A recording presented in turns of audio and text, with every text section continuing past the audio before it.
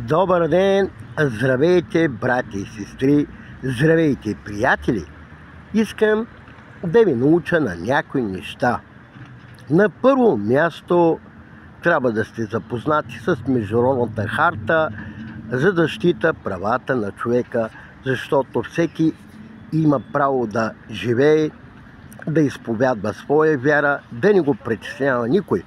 Второто основно нещо е да се спазват Конституцията в държавата, в която сте.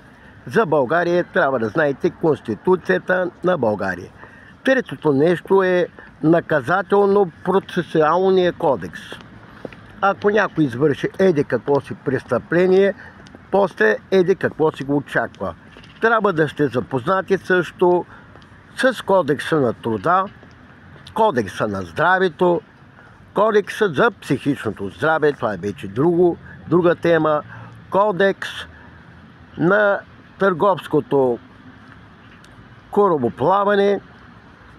И ако все пак не си получите заслуженото тук на земята, знайте, след смъртта ви чака страшния съд от нашия Господ Исус Христос.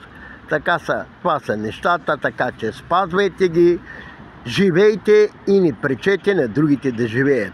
Бъдете благословени, да живее България и Бог да ни пази. Амин. Илян Петров Недев, град Русе, България.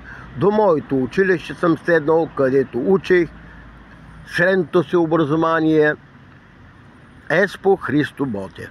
Обичам ви, всичко добро!